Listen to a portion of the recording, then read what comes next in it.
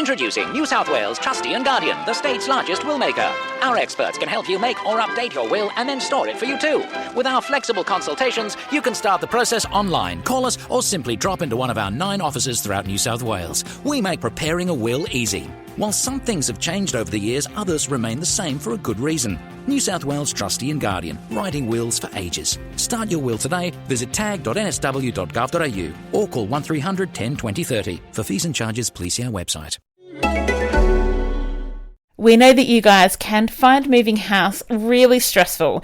It can be a little bit like herding cats to make sure all the boxes are in the right place, the removalists know where to go, and everything is set up at your new house. So on your first night, you can sleep calmly and in peace. Moving throws almost every single element of our lives into disarray. A moment of good energy amidst the madness can only be a good thing. Origin Energy has power on next business day when you sign up before 1 p.m. Monday to Friday. Call 13MOVE or search Origin Moves. Origin, good energy. Residential electricity customers only. Must provide safe access to the electricity meter, excludes public holidays, and availability criteria applies.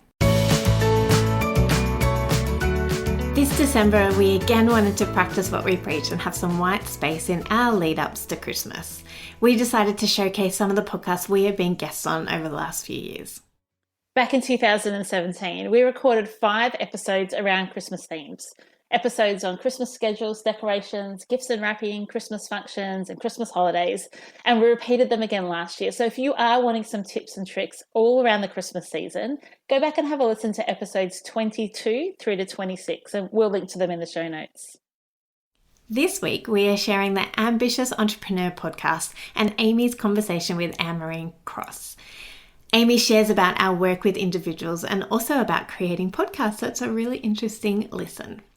As this episode was recorded earlier this year, we just wanted to remind you all that we have now joined everything together under the Art of Decluttering. So you'll find us at the Art of Decluttering everywhere: Facebook, Instagram, and the web. If you want to give us a Christmas present this year, then we would love you to leave a review in your podcast app or on our Facebook page. We hope you enjoy this episode. Welcome to the show, Amy.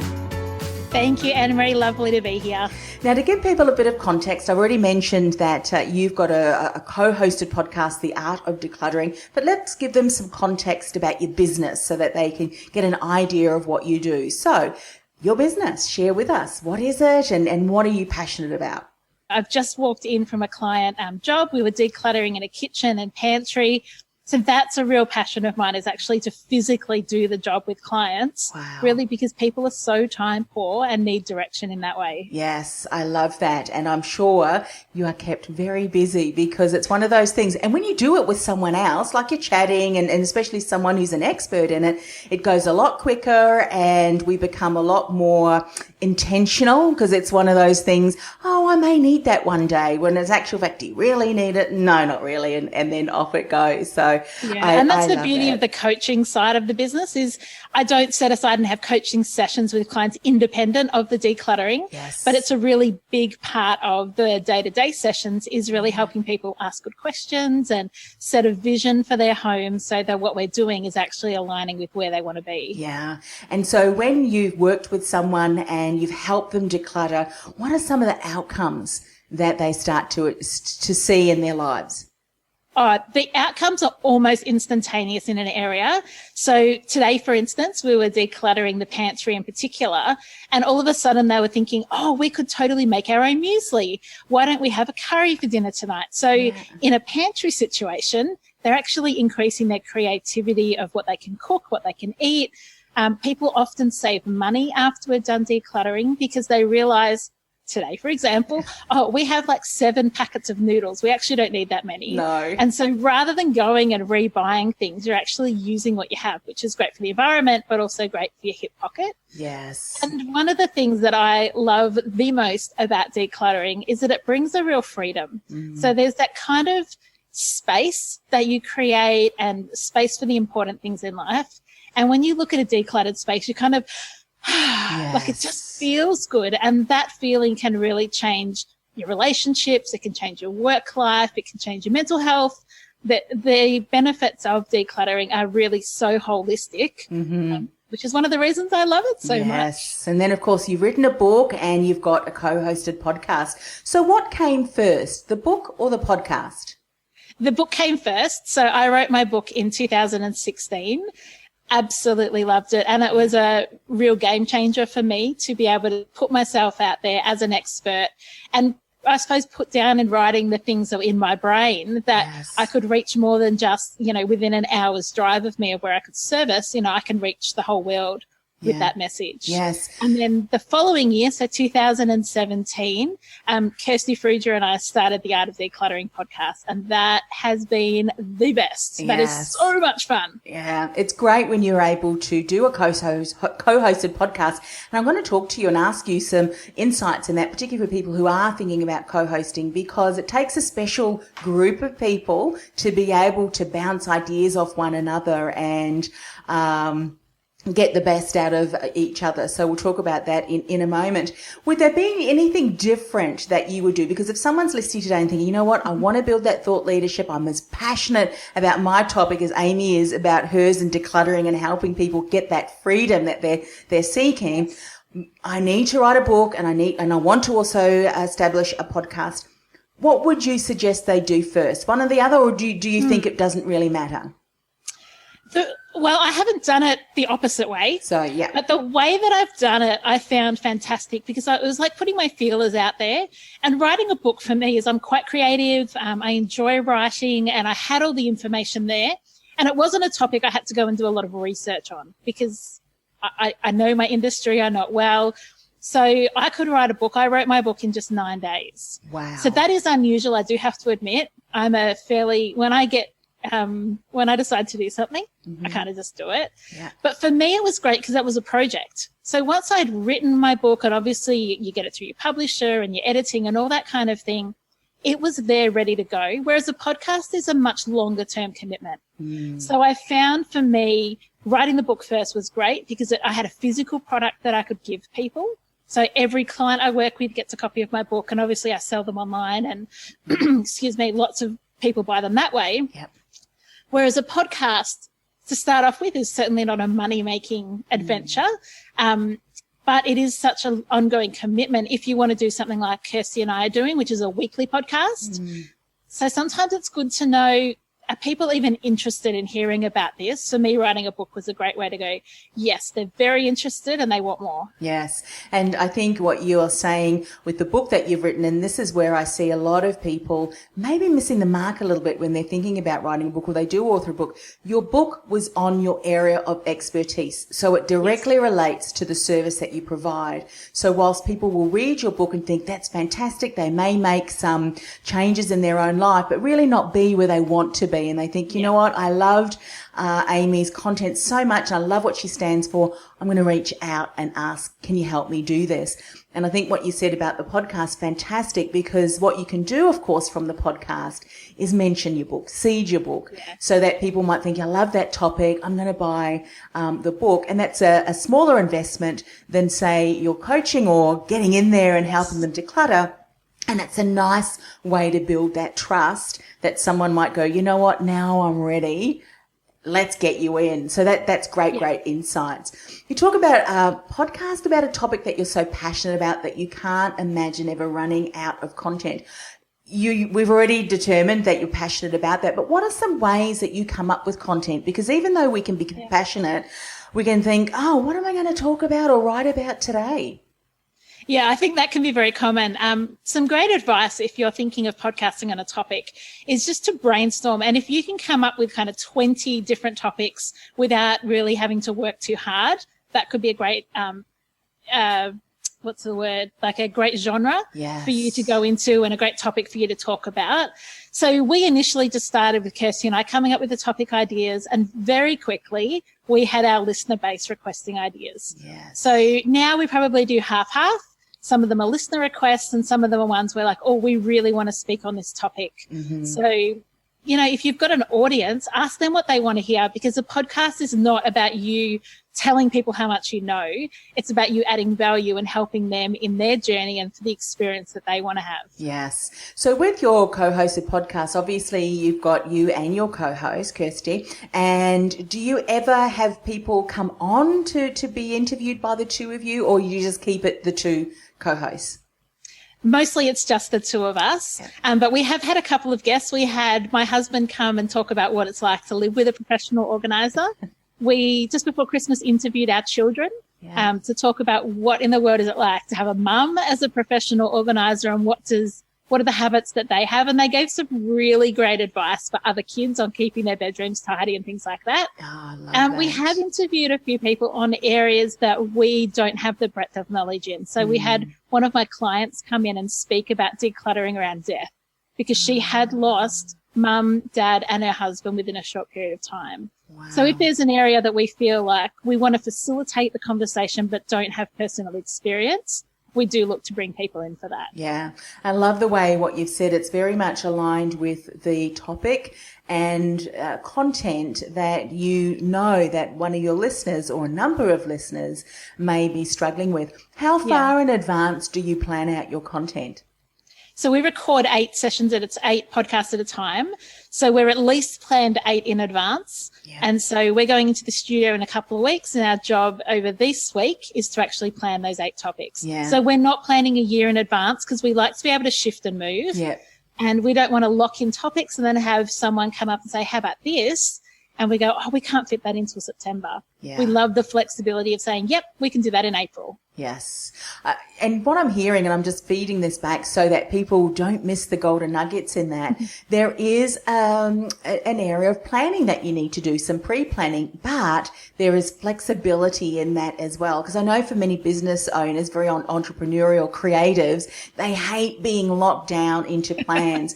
But as an organizer, I'm sure you realize and speak into this, the more you have things planned out, the easier it is, and you're not scrambling, we need to record 8 podcasts tomorrow or something like that. Yeah. Planning makes it a lot easier for you, yes? Yes. So what we have, Anne-Marie, is we have a list of there's probably 40 topics on there at the moment that sit in a spreadsheet that are listener requests. So we write what the topic is and who's requested it. So when I say we plan 8 weeks in advance, it's more about picking which of those topics we're going to address in what order. But we always have a bank. If we needed to go into the studio and record 6 months worth, we could. So planning is not about being locked in. It's actually about flexibility, because for us, by having 40 topics available, we are flexible to pick which of the next 8 that we want to bring to our community. Yeah, love that. Right, we all know how much you love the art of decluttering, and I have got something equally as good as the art of decluttering. It is Amy's book, Simply Organised. You get a couple of hours of Amy's dulcet tones talking to you as she explains to you all the goodness of how to simply get organised and declutter your home. Head over to Amazon and you can get the Kindle version or the audiobook there.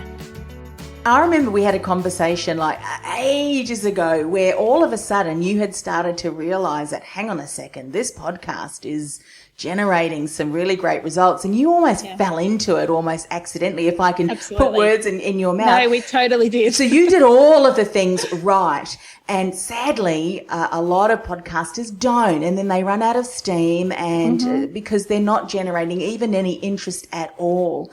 So looking back, what were some of the key things that you did? And then also from a co-hosted point of view, because, there's nothing worse than starting and putting a lot of time and energy and getting something set up and then realizing, the synergy that you thought might be there just isn't. So what are some of the key things that you think you put into place that has really made the difference in your podcast soaring? Well, Kirsty and I are very good friends. Like, we're besties anyway. We hadn't been before we started the podcast. We'd known each other for probably 20 years before we started the podcast. We'd grown up together. Our mums are besties. Wow. But we lived in different states. So Facebook was the only way we'd kept in contact.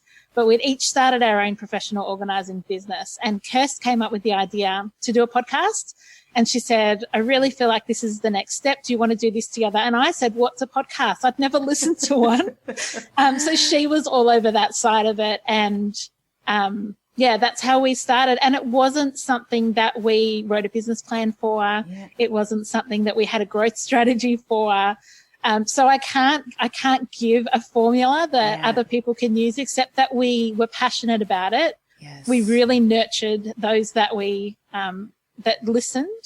So those that engaged in our Facebook pages and leave iTunes reviews, we make sure we call out and speak to them in our podcast. I think one of the benefits of being a co-hosted podcast is it's much more conversational. And so people feel like they know you because they feel like they're sitting around having a cup of tea with you. Yes. And for us, the connection between us is really, really key. And we nurture that and we have a great friendship. And we make sure that that's in a good place, because otherwise it would just be awkward in the studio. Yeah. And I think the fact that you had a prior relationship, even though that it was virtual, and let's face it, virtual or even in person, you can develop strong ties there. Open communication, all those sorts of things are just so very important, and having expectations, but also very much knowing that it is combined, and I think sometimes people can get egos in the way. And something else that I want to pick up, the fact that you both had similar businesses, and I'm sure if you were to map that out, you would have similar values, similar ideal clients. And so often when you look at two co-hosts that maybe the podcast didn't, really work very well. And I've even kind of turned people off because their ideal clients were different. Someone had been in the business for far longer and therefore was offering different services at far different levels. Yeah.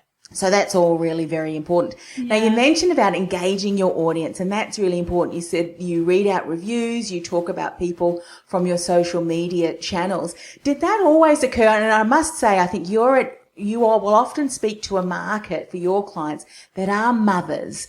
And I think mothers and millennials are what they call, I read this on the CEO Institute, they're called the entrepreneurial client. They're a new customer, and they are far more engaged. They're always looking for inspiring information, and they will share content. So did you find that right from the start, people started listening? Or what were some of the things that you did to get your podcast out into the ears of your ideal client?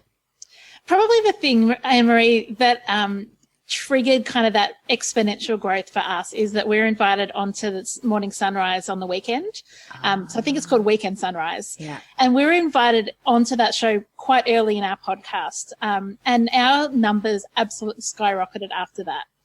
Now, we didn't, approach them or send them a proposal. They just heard about it and found us and invited us on.